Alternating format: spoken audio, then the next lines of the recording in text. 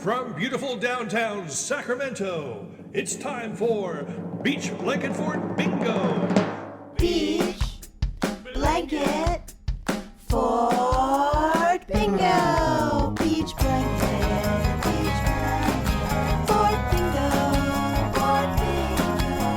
Spouse has got a show when you really want to know what's going on. Yeah, yeah, yeah. Beach blanket fort bingo. Fort bingo. Art and music, golden blue, and your favorite comics too. Grab a spot and settle in, 'cause it's high time we begin. Beach blanket fort bingo podcast. Yeah, yeah, yeah.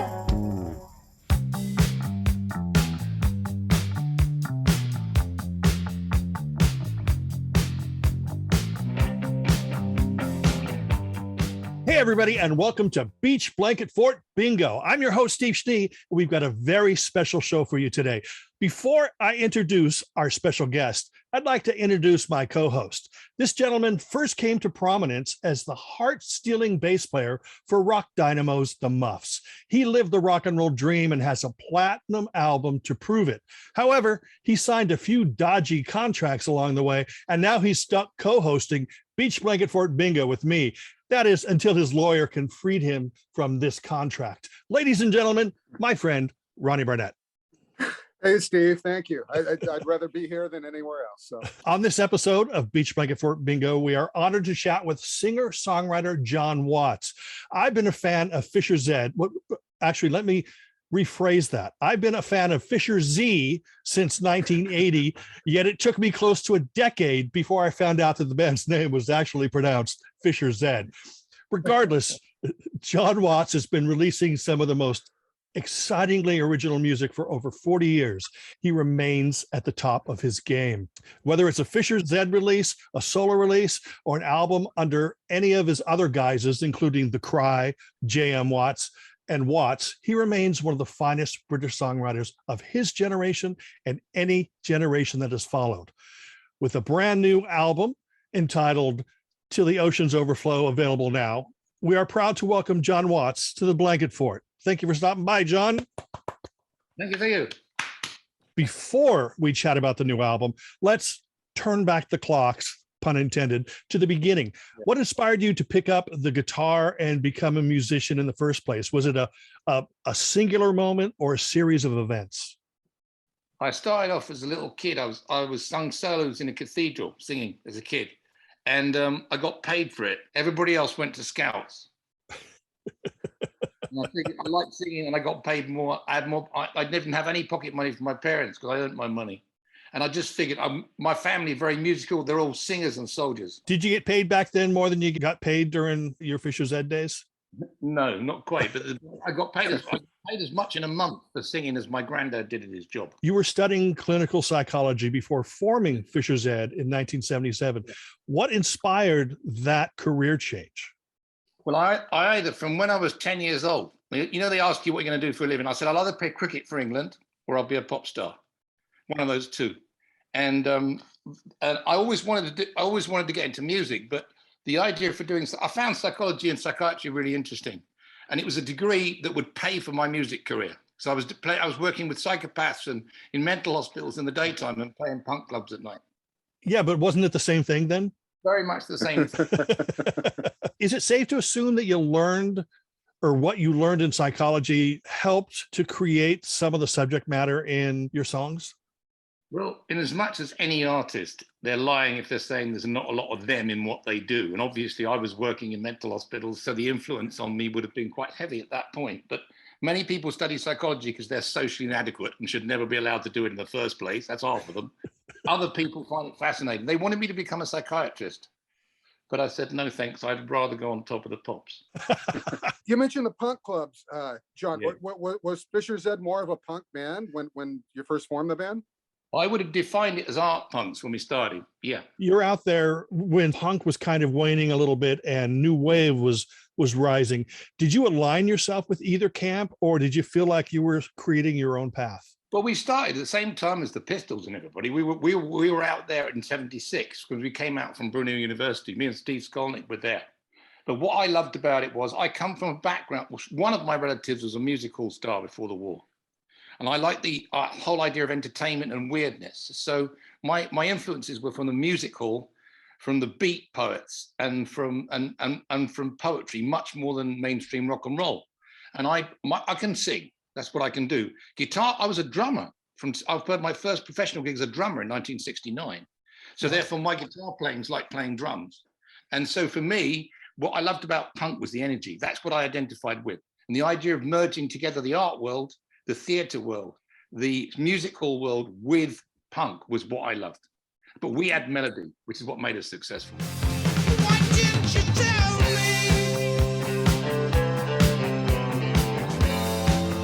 Not leave me this way.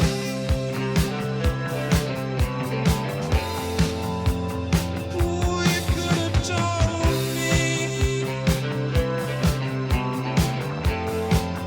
Not waited for so long. Now, before we fast forward to more recent times, the first two albums, Word Salad and Going Deaf for Living, they were both released in the US. Did you have the opportunity to tour here in the States? Oh yeah, definitely. The thing that was weird about that was because everything moved very fast. You made 3 records in 2 years in those days. Mhm. The thing about the States was, obviously the States is like 20 different countries. But for instance, the So Long video was one of the first videos ever on MTV. So Mhm. consequently, that got a lot of play. So people in the, when I say this, I mean, I never saw it as the States. If I'm in New York, if I'm in San Francisco, if I'm in the places, those sort of places, then they know So Long the single because of MTV, and they know about my writing. They don't know about the other stuff at all. So obviously you were aware that So Long was gaining traction, like, especially, I mean, pre-MTV, it was on like KROQ in Los Angeles. It was on medium rotation. So you were aware that there was this buildup. Yeah, the problem was that my manager was a mate of mine who I liked a lot, but who had no music business experience whatsoever. Because it was building so fast in Germany, I said, stay in the States, because you have to play in the States. We were going really well. We did 27 dates in about 30 days. Everybody loved us. They were doubling the shows. But they said, you've got to come back to Europe, because that must have been autumn 1980. We had to come back to Europe to record Red Skies of Paradise. And I said, look, there's no rush, mate. You do America. We can do America. We've got the songwriting for America. And he said, no, you got to come back and record this. And that kind of broke things up. And then 8 months later, I'd left. We were just about to crack Britain. We were up for major rotation on Marlies everywhere. And I left. Were these headlining gigs in the States, John? Or were you opening for people? Or No, we were our own gigs. But the kind of, what size is it? 400, 500 club, that kind of size? Yeah. But we'd go and do one, and then they'd like it. Ended up doing 2 shows. Places like, I don't know, we did some of the cool ones, the ritzy things. Was it the Bijou in Philadelphia, Providence, all those kind, where the Rolling Stones recorded? That's about 400, isn't it? 400, 500 people, that sort of size. In America, it's much more spread out. They're way more spread out. In England, they're all stuck together and smelly. right. That was also the end of United Artists as a label, kind of. Here in the And States. what a great. And the thing is, with United Artists, it was a little family. I loved it. It got eaten by EMI. Okay. And because I never saw myself as a major label person.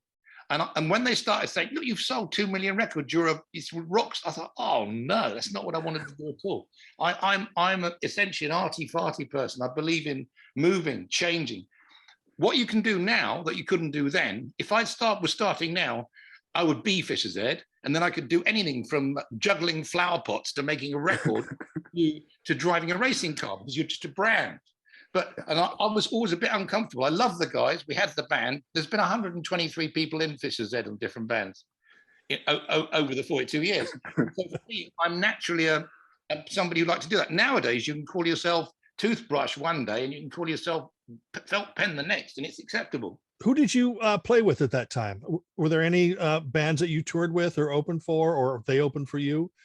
Yeah, I mean, we did double bills with the Police for ages because we were bounced into Europe at the same time. So we did places, we did, they got massive. So essentially we were playing to places in Europe, 7,000 or 8,000, where we were their special guests for most of them, but they switched it sometimes. I toured with a Clash in 1980, and that was we were big at that stage. Fischer-Z got very big in Europe, so we toured with a Clash, Spain and Portugal. I did 20 dates with Dire Straits when they were making movies. Wow. In fact, the last gig I ever did with Fischer-Z in that first incarnation was a real story. That was 85,000 people in Inter Milan football stadium, and nobody knew I was going to leave, not even me, until 10 minutes before I did it. Wow. I got the whole audience in twist and shout. I always had to do. I said, I don't want to do any more of my songs, and I said, can you play? I just had the band. Can we play twist and shout? And say, they go, all right, what's the year? Right. Everyone knows that one. Yeah, good Everyone knows choice. Yeah. I got all the Italians. I got them to sing the chorus before it even started, and I said, thanks, I'm not going to do this anymore. And the band said, oh yeah.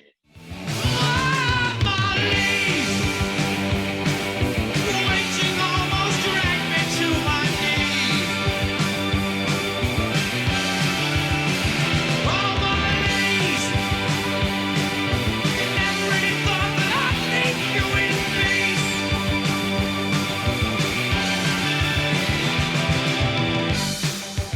Red Skies Over Paradise has a very important link to the new album. But It does. before we leap ahead to that, Yeah. I've always wanted to know, you've released albums as Fischer-Z or Fischer-Z, John Watts, The Cry, Watts, J.M. Watts. Now, before the internet, do you feel that maybe that might have made it a bit difficult for fans to keep up with your releases?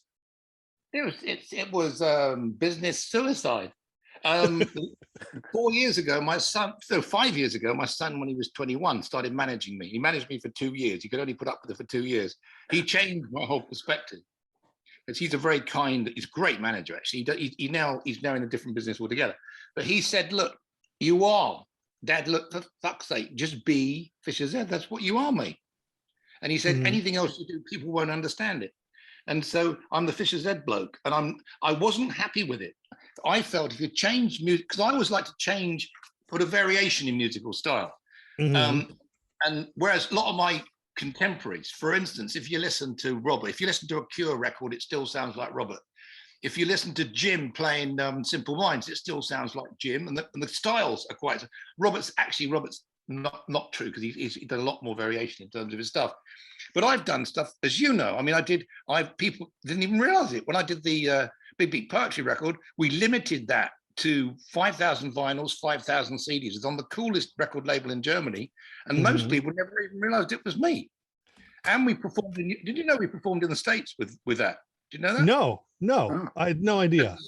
And what was such an honor, we were performed before we recorded, it must have been 1998, some of the real names in hip hop came because they thought, who the hell's that? A German DJ?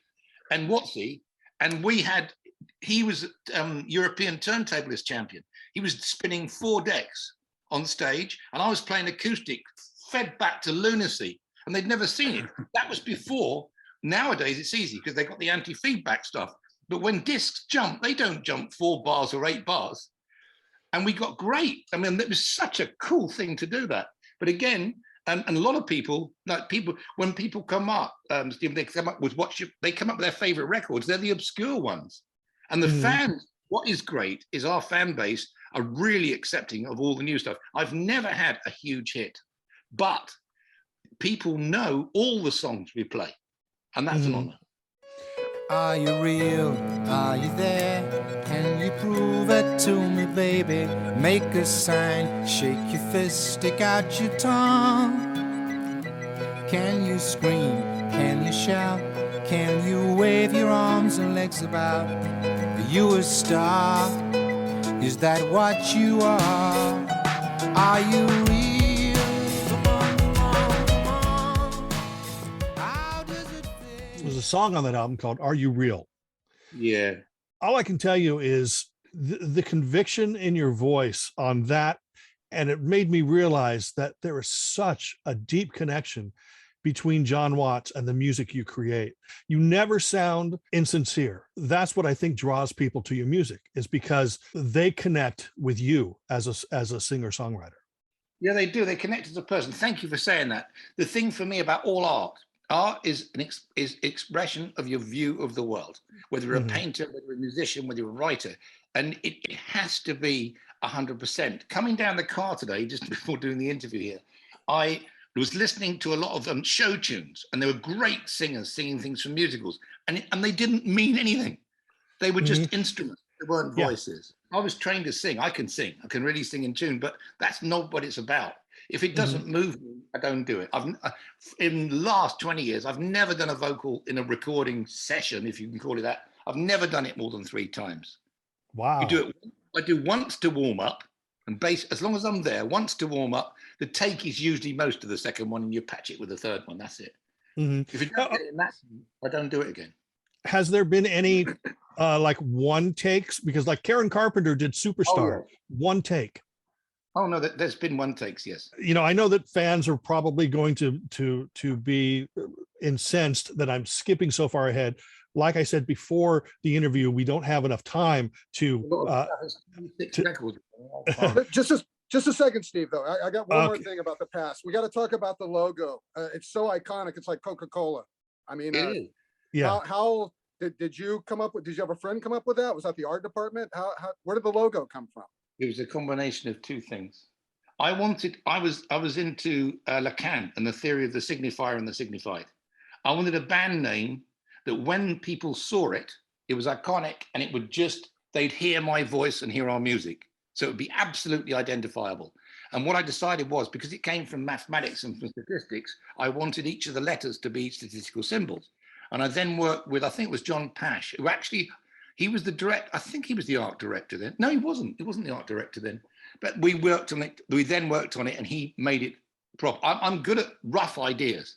And then I work with people and put them together. I've got an idea of the visual thing. I always wanted to, I had an idea of what that cover should be. I wanted the first Fischer-Z cover to indicate more of an art punk than rather, we weren't a punk band and we weren't a rock band. And I think we got it right. The only thing I didn't like about the first records, we were produced by Mike Howlett. Now, Mike Howlett, I've got admiration for, but he is a hippie, and he wasn't.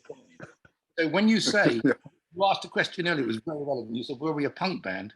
It was well produced, and it was originally produced, but the actual live sound, if you'd have seen us in 77, you'd have said we were a punk band. Bands like XTC, for instance, weren't punk. We were between a punk band and XTC, because I was very noisy. I was much noisier than them, and my guitar playing was rhythmic only and very primitive. First impressions often lie. They often fool a naked eye.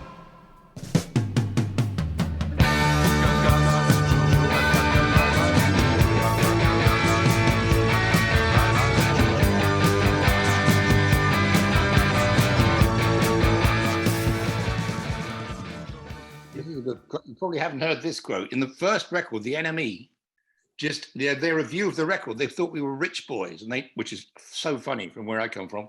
But they said this album's had money spent on it. Full stop.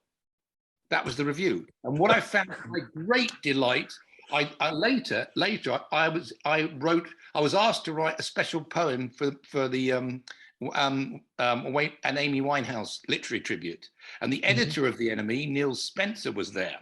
He came up to me and said, "John, I think I might know you from some of it. This was brilliant poem." He said, "We've never met before." I said, "We have." He said, when do we meet?" He said, "I came into your office." He said, "Who?" He said, "You're not John Watts from Fischer-Z." He said, Fischer-Z, we always thought they were brilliant." I said, "No, you didn't. You didn't say that." Then I found out, good old Robert Smith had done an interview, and he'd seen that review, and he went to NME and said, "This is bollocks." Absolutely. He stuck up for me. I don't know Robert. I know him to nodding. And we've got a big mutual friend in Tim Pope, who did all the wonderful the videos. Oh, Popey, who is nuts and a genius. Let's skip ahead here. I know that we're just going to go back and No, hit you on. want, I don't mind. But 1992's Destination Paradise was an incredible, I call it a reinvention of the band in many ways, because you made it clear that Fischer-Z was a contemporary band and not an 80s revival band. 30 years on, what are your thoughts on this album, which contains some of my favorite songs? I think that, well, I've always tried to do that, though. I believe that put into current work. I'm not, obviously the biggest selling stuff we ever had was at the beginning of the age, which is like 40 years ago. But what's happening is there's certain records I think are great. That record came together very well. Peter Gabriel loved that record. Yeah. We played for 2 months every morning. What a wonderful man he is. Further and further and further from love, further from love. And further from love. Each year, these retro festivals and shows filled with punk and new wave artists. Have you ever been tempted to get involved with any of those package shows or tours? They don't like us mostly. I mean, the thing is, we were cult in Britain. When I say cult, we were playing in London. To me, 1,300 people in London was nothing compared with Europe. You see what I mean? Yeah. But we've got a cult following in Britain that's small. We've been out touring when everybody else has been in the pandemic. We toured Britain. We did Germany, Belgium. We're the only English band to play in Germany, one of the two to play in Germany last year. Wow. And so, but in England, people are turning out. Lots of Australians are, well, because we had a lot of success in Australia, and all sorts of bits and pieces. But yeah, I mean, the live thing is, and the contemporary nature of what you do, you have to do that. But for me, all the artists I hugely admire are people who come up with something that surprised me. I mean, there's very few of them. I mean, Weller keeps going and he does really well. He does some really interesting stuff. I love it. And, but there aren't too many other people. Saving the world in a desperate situation. Saving the world with the power of education. Saving the world must be the cause of every nation. You have a voice, you have a choice, so choose. So let's chat about the new album, which is called Till the Oceans Overflow. Let me make sure I get that in camera. First off, the album is an incredible collection of songs and emotions. Now, the album revisits people, places, and events you sang about on Red Skies in Paradise. Did you find it to be a more difficult task than you would imagine when you started writing the album? Not at all. No, I write a lot of stuff. No, I just wrote lots of songs. It just annoys me, the process of between writing. One thing that makes you an indie artist versus a major label artist. I've been signed to 7 different major labels, but I've never really fitted.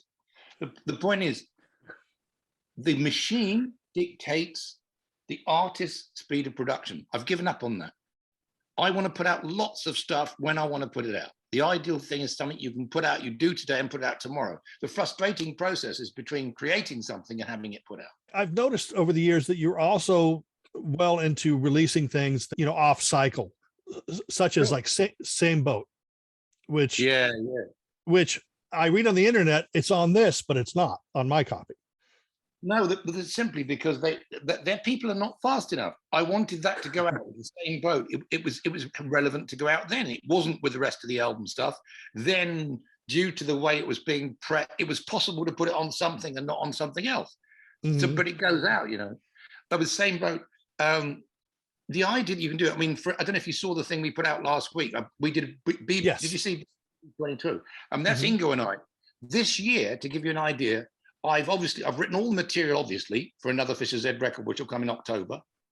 I've recorded the whole of Red Skies solo in Berlin myself. That's going to come out just on tour and for the club. That's the second album. And we'll do Big Beat Poetry 22 by the end of the year. So I've got, at the moment, I've got 38 songs that I've done. Yeah, I have to start putting some money aside to keep my John Watts addiction alive. Was it difficult to tap into that same magic that you had for Red Skies Over Paradise, or did you just let the album sort of unfold organically when you were writing it? No. What I did was I wrote lots of tunes, but the thing that connected it was also I went to Berlin with Stevie Forward, who I produced with, and I went into a studio by the wall, which I'd been to 40 years before, the Hansa studio. I recorded 8 of the basic tracks on my own in one day. Wow. And so most of 8 of the tracks is just me from that day. That was going to be a solo record. Then COVID hit. So I combined two lots of ideas. So I did 8 songs there and then another 7. And then what I did was, we couldn't get at the band. My band are international. They're not in England. Right. As you've probably seen, I've got a Croatian drummer, a French keyboard player. My bass player is English, but he's in Madrid. And so we're all different nationalities. So what I decided to do was to combine the solo album, which I'd hit in Berlin, with the other songs. And then where I'm sitting in my living room, I don't have a studio, where I'm sitting in my living room, I just got, and so for instance, the band members sent in bits for the songs that they were relevant. I mixed it here, where I'm on, I've just, well, I didn't actually mix, I mixed a lot of it on the airplane going to see my girlfriend in Germany. Always working. Incredible, John. The idea of, it's such a privilege. I mean, the idea of having made a living out of writing songs for 44 years, I mean, what a laugh. We've got a perfect moon in a velvet sky. Got countless stars we can navigate by. With a magic team, if you're prepared to fly. And join me down by the waterside. And join me down by the waterside. Now, while writing the album, was there a particular song that really set things in motion? You know, that aha song that really made everything fall into place, and then more songs came after that? So I just remember, I mean, there was a period of time where I wrote about, let's see, because it was I wrote, because again, that's a long time ago now because of COVID and everything else, because the COVID thing's kind of, I remember writing about, I suppose I wrote about a song a day for a week, that first lump of stuff. Mm-hmm. And then added other bits and pieces. But there was a mixture of the directly political and the directly emotional, which is an exact mirror of what I've always been. Red Skies Over Paradise was and is listed as one of the most influential political records of its time, which it was in Europe, not in so much in Britain or in the States or in anywhere else, but certainly for Germany, it was like one thing, the most moving thing I've ever seen to do with your own work when you find it means, I remember seeing the newsreels of German students that didn't want to be in the army. So they had to go to Berlin. Yeah, they had to go to Berlin to avoid military service. And I just remember seeing a newsreel. I switched on the 6 o'clock news, and there was about 20,000 German students arm in arm singing my song going down a road. And that's indication that you're in the middle of things, you know, in the middle of it. And now my only advantage, I think that Red Skies, for instance, was as big, partly because of the music, but also the fact I could speak about politics and had a Greek understanding. I come from, I say, from my family is quite military. I've got a very good knowledge of military and economic history. Spanish stations, still the men, what waging war on terror men. A waste of women, a waste of men. Oh, what a time to live. Obviously, you know, you said you had a good relationship with United Artists. They probably weren't steering you away from doing political material. Nobody was coming to you saying, hey, why don't you do a, you know, I love you babies type song? No, they didn't say that. They just thought after Red Skies, we'd produce something that sounded like that again. And I just wanted to get away from it. I'd made another record as John Watts within 2 months of leaving the original Fischer-Z. Involuntary Movement, One Voice, all great songs off of that first album. Thank you. If One Voice would have been a Fischer-Z record, I'd own my own house by now, which I still don't quite manage to do. And now it's time to wake up. Oh, see. And now it's time to wake up. Oh, see. One voice.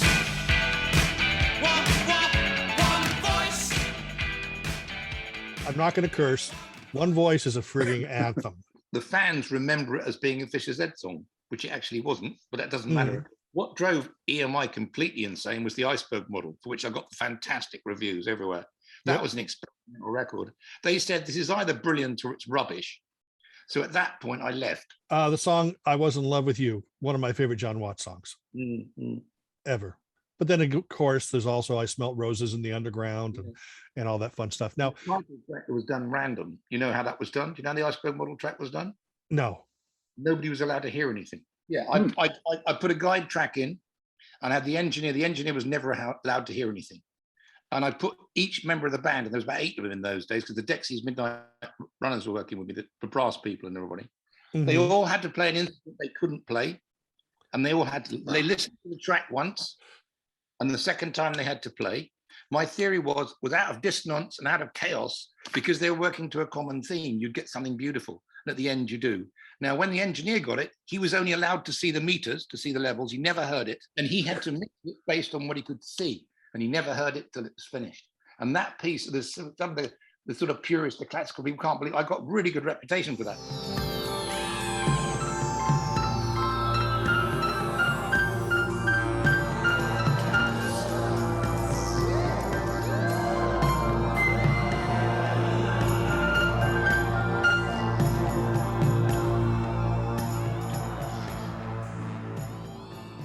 Because at the same time, I was producing in Amsterdam, I was producing Boosie Malonga, the Zulu artist. And what's funny, Peter Gabriel would always joke with me, because he said, you know, he's Mr. World Music. He said, you were doing world music in 1983. And I said, yeah, I suppose you'd call it that.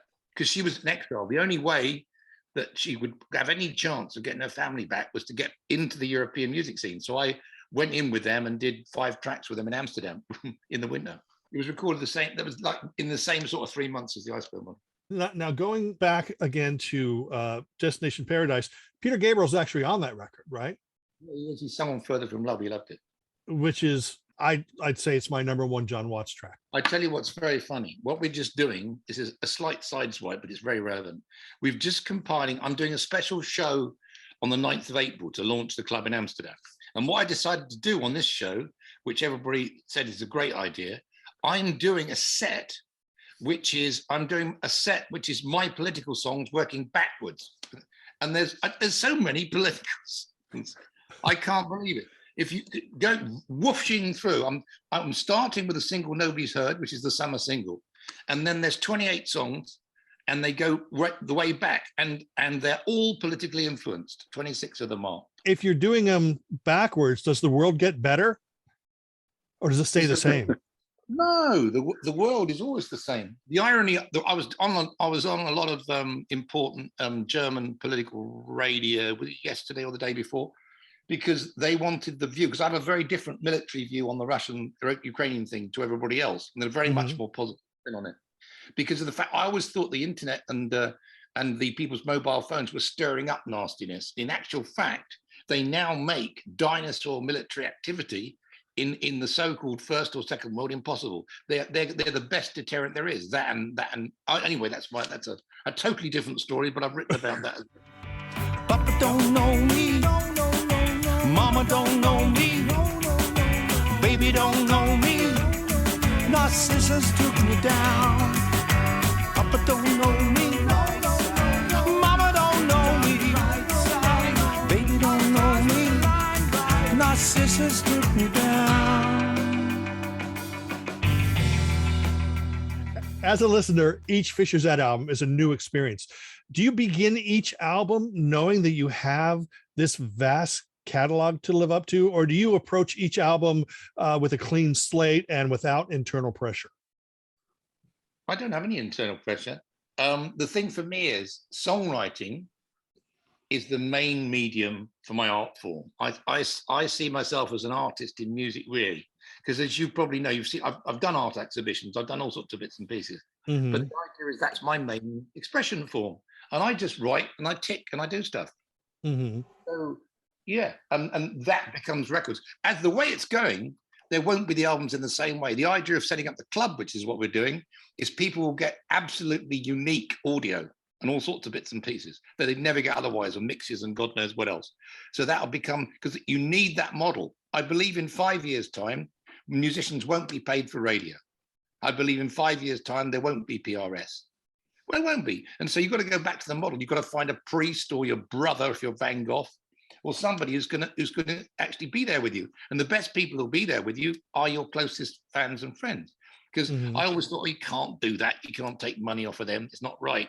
But people, if you're producing something that people consider to be valuable and it's art, if you think of it, if people, are sort of patrons for artists, then they buy a painting. And it's I mean, I'm still buying Fischer-Z records. I Or- know. Yeah. Now, And I'm delighted. Thank you. I think that, I mean, for me though, as an artist, what I want most is to be able to survive by it, obviously. But I'm interested in people. I make art is my view of the world. My art and view of the world is mainly my songs. It's also poetry and other bits. And the main thing is you want people to hear it above all things. You want a big, ironically, because I love the live thing and I'm an entertainer essentially. Now that was bad news with the punks because you're just supposed to stand there and do nothing. That's why Fischer-Z stood out, because I was into the performance. Obviously I was, as a little teenager, I was a Bowie fan because I thought he's weird. And I thought, I'm so normal and he's weird. I liked all the weird guys and all the weird jazz singers. as a songwriter, you deal with pretty serious social and political subjects. However, your lyrics approach these subjects in more subtle, emotional ways, you know, instead of pounding people over the head. Do you find in doing that, the listener will process things in a deeper, longer lasting way? I think that's possible. I mean, the main thing is that the listener, for the most part, will process things at a deeper level than I ever did. And also the interpretation is often not what you expect. What's the magic thing for all followers of music and other things is that in the end, certain songs mean more to people than they mean to me, because they've received it. It's been presented to them. It's affected them in a different way. If it comes out of me, it's different. And I find that very moving. And I didn't really, Eric made me appreciate a lot more about the history, about the importance of the career. Eric said to me, I was always disappointed that the new records didn't necessarily get the listenership that they possibly deserve. And they do in the end. But he also said, Eric said, it's one brick. He said things like Red Skies Over Paradise is one brick in a great wall, and your new stuff's another brick. And then think of them as bricks. Think of them as exhibitions over the years. In the same way as, you know, time goes faster when you get older, simply because it's a percentages game. When you're 4 years old, 50% of your life has been 2 years. Once you're 60 years old, 50% of your life's been 30 years. That's why life goes fast. I break your heart every single time. I break your heart. I let you down, girl. I break your heart. But it's interesting that, you know, to hear interpretations, you know, how your fans interpret the meanings of your songs. And is there something in particular, old or new, that you feel has been completely misunderstood? One thing that's a very funny thing, given the fact I'm a writer, is that I've been most successful in countries where English is the second language. So therefore that would imply that my English is rubbish.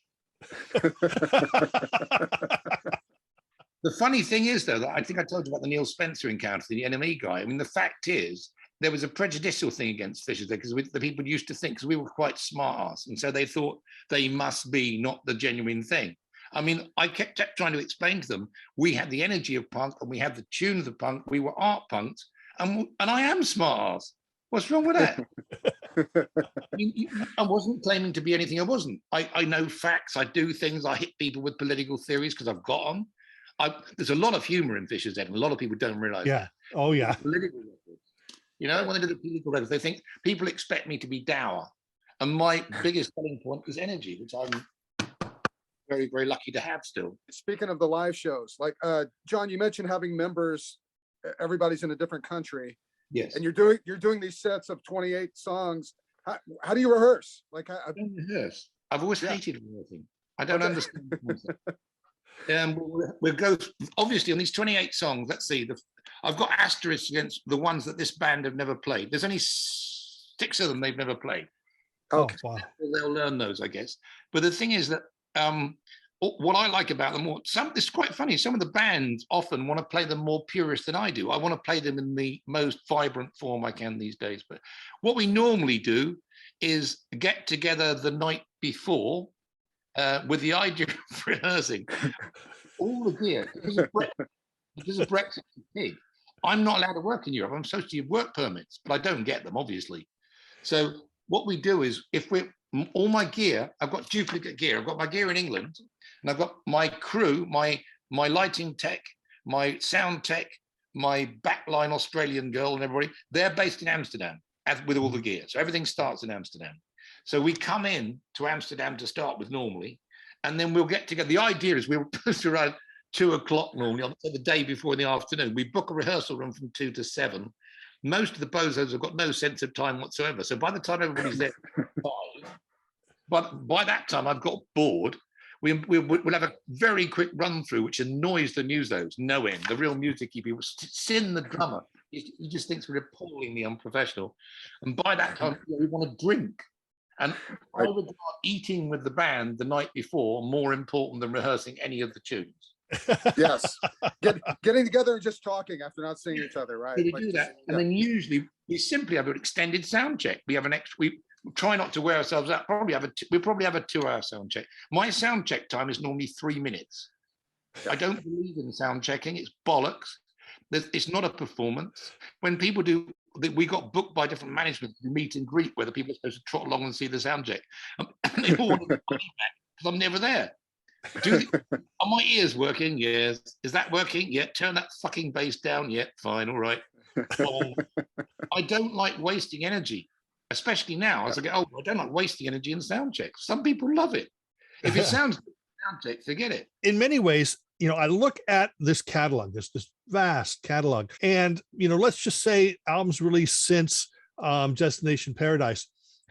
The albums still sound fresh and contemporary today when I listen to them. Do you think that's because you don't really play the industry's game and use whatever the latest technology is? I think that's possibly true. I mean, the thing for me, I'll use whatever gets the idea down quickest. When I can't remember which record was I doing. You have a little interface to do bits and pieces, and I didn't use mics on something. The interface just had this funny little spot on it that was about the size of a spot on your bottom, and I sung into that. And nobody could believe, which album was that? There's loads of it. Can't remember anyway. There's about 8 songs like that. And I've now found I've literally got a setup I can use now, which is a tiny little, it goes anywhere. I mean, I could actually record on the plane if I wanted to. I've got a laptop here. I've got an interface that size and a microphone. And I've got a box which makes lots of Watsy type guitar sounds that's about that big, and I'm off. The funny thing, again with the tracks, I've just done a track called "This Girl and I," which is our poppiest single by 100 miles since "The Perfect Day." Wow! And that will come out in the summer. And that's that sound. I don't know. For me, I don't know what it's influenced by. It sounds like the Beach Boys played by Wayne County and the Electric Chairs. When the mood's got too strong, I simply turn my stereo on. When the bills are piled up high, I turn my radio up and fly. When the hearts are broken down, I go for coffee in town. I never own a jukebox, but I thought about it. You have such a rich history and all this work, John. Box sets. There should be Fischer-Z box sets or a Fischer-Z stuff, box set. Stuff. Fischer-Z. Yeah, because we're American. Yeah. Fischer-Z. Whenever I go into the history of stuff, I find it difficult to go backwards. I'm proud of the past stuff, but there was an enormous flood about 20 years ago. Loads of the stuff just disappeared. There were I lost 262-inch tapes. They're just buried in flood. They could have possibly been salvaged, but I would still be salvaging them now. And I think for the most part, the mixes and things you chose them because they were right at the time. What I love, I'm getting to the point now. I'm just thinking, what should I do with the stuff? I mean, for instance, this set that I'm telling you about, it's the first time I ever thought, here, I will tell the story. This is relevant to your interview. I'm going to tell the story of how different the world is and how different music is between 1980 and 2020 by my story. I'll tell the story in the songs that I wrote backwards. And, I think that works. You made this album in the midst of the pandemic. Did the emotions and the feelings that were going on at that time, did it inspire the mood of the album? Must have affected it in a way. It actually gave me a good point during that. I mean, a lot of people really suffered. I did have a bad time last summer. because my mum had been ill a long time, and we were expecting her to pass away, and she did. And I wasn't expecting it to be a shock, but then it always is. My best two mates moved away from the area, and I fell out with my girlfriend for 2 or 3 months, and we split up. So that all happened in a week. But other than that, I wouldn't say it inspired it. I wouldn't say it knocked it. I write stuff all the time. That's what I do. And so, if you like, the pandemic would have got absorbed like everything else. You just released a brand new track, Red Skies Over Ukraine. Is it overwhelming that you have to deal with these similar issues over and over again throughout your career? I mean, as a songwriter and humanitarian, the burden of creating these songs must be a heavy one. No, not really. Because I mean, it's a silly answer, but that's what I do. Yeah. It's almost like I need to express myself in that way. And so it's the natural way of doing it. And as I've been doing it for such a long time, I don't feel pressure to do that. I do feel pressure for it to be good. When you say release Red Skies Over Ukraine, that was just an art thing. It's not a commercial thing at all. The idea, Ingo and I knocked that together because we're preparing the BBP 22 thing, because he's done about 20 backing tracks for that. And we just thought that we wanted to make a statement to raise money for the Red Cross. That's what it's for. So there's no money in it, apart from hope. And we found lots of our people following us. They're also pleased to see that, popping up again. The idea of in your songwriting, when you do try to get a message, let's just say, for example, Red Skies Over Ukraine, do you labor over sending the right message, or do they just organically write themselves? Getting things down quickly is important, so I don't labor over that bit. For all the people that saw the recent Beatles stuff, the way they worked and the way they bounced off their sessions, I can't remember what it's called now. I saw it as 8 hours worth. Get Back. The exuberant bouncing and the fun character thing. They were supposed to have been at war, and they certainly weren't. I mean, for instance, if you're writing sausage, if it fits, if those words work. I normally work a different way from those people. I have words. I don't create tracks and stick things on. I have like words and a concept. It's about art and it's about expression. And for me, the business got in the way. And like, for instance, when I fell out with my mate, who was the original manager with Fischer, basically he fainted when I left Fischer-Z because he was just about to collect it. We were out of contract with EMI. And the reason the EMI director took me into the thing, and they said, look, you've done really well with Fischer-Z. You left it. Doesn't matter. We don't mind if you put a Fischer together with 6 Clockwork Monkeys. We'll do it. We're going to make you an offer you can't refuse. And they offered me fortunes to make 5 more Fischer-Z records. So I said, I don't want to do it. And they said, what? I said, and the manager went white, fainted, saw a commission of enormous amounts of money. But the point was, we got tangled up in all sorts of stuff. The business, the structure of a multinational, in as much as it's not a political thing even really. It's just the fact they do it quite well, but they move slow. How can viewers stay updated on all things John Watts and Fischer-Z? Well, the best thing they can do, there's 2 levels. Obviously, things like our Facebook, things like the website's pretty good for all the stuff. But if they're really big fans, then there's the club situation where obviously we still do mailing lists and things, which I think are quite fun. So if people sign up to the website, they can do that. What's really funny is that it's so different in different countries. Some of the fanatical stuff, especially Germany, Holland, Belgium, people are really on it all the time for information. They all joke with me, the ones that really know me. Well, that's it for this episode of Beach Blanket Fort Bingo. Ronnie and I would like to thank our special guest, John Watts, for stopping by. We'd like to thank you all for checking out this interview. Remember to check out the brand new Fischer-Z album. Check out their whole damn catalog because it's definitely worth your while. And we'll see you next time on Beach Blanket Fort Bingo. Goodbye, everybody. Now I've been told that I'm naive, betraying queen of misery as well. But I think wars should be between those fighting men and their machines, that's all. That's all.